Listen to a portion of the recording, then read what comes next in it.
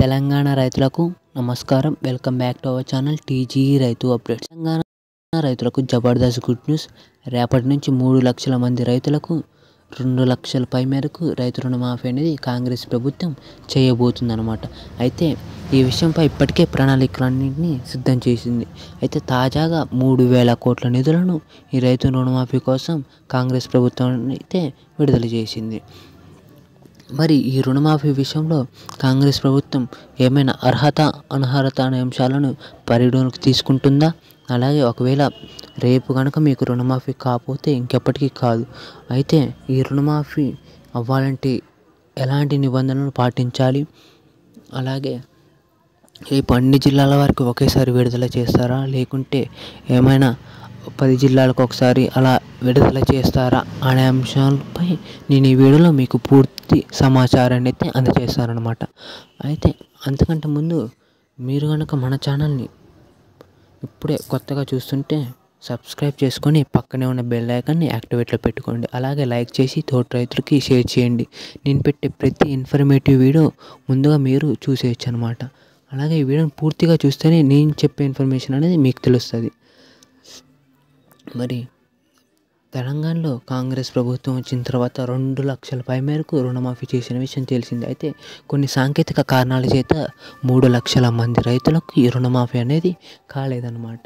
అయితే ప్రభుత్వం సర్పంచ్ ఎలక్షన్లను పరిగణలోకి తీసుకొని ఈ 3 లక్షల మంది రైతులకు కూడా రుణమాఫీ చేయాలని పట్టుబట్టి రేపటి నుంచి ఆ రైతు రుణమాఫీ అనేది చేయబోతుంది.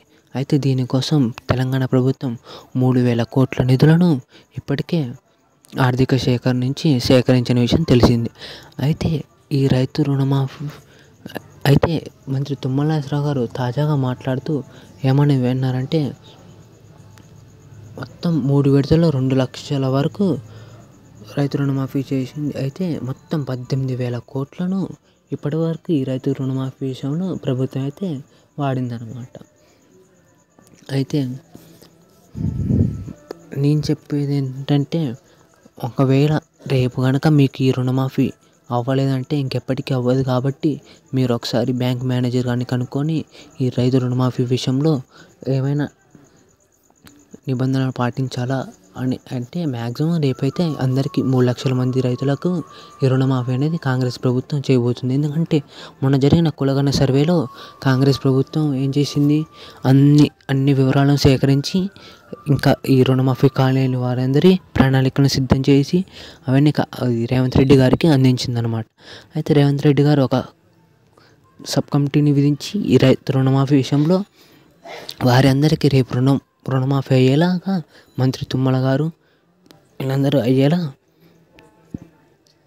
ప్రణాళికలు సిద్ధం చేశారు.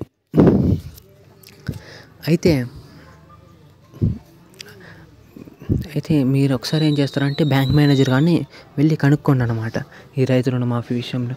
ఎందుకంటే ఎన్నిసార్లు ఎందుకు చెప్తున్నా అంటే, ఇప్పుడు కనుక మీకు ఈ రుణమాఫీ 2 లక్షల రుణమాఫీ అవ్వలేదంటే ఇంకెప్పటికీ అవ్వదు.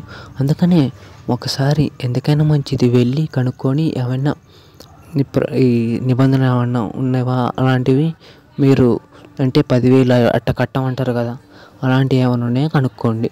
అలాగే ఈ రుణమాఫీ అనేది తెలంగాణలో ఒక్కసారి అందరికీ 33 జిల్లాల రైతులందరికీ 3 లక్షల మందికి రేపు అయితే రుణమాఫీ చేయబోతుంది అనమాట కాంగ్రెస్ ప్రభుత్వం.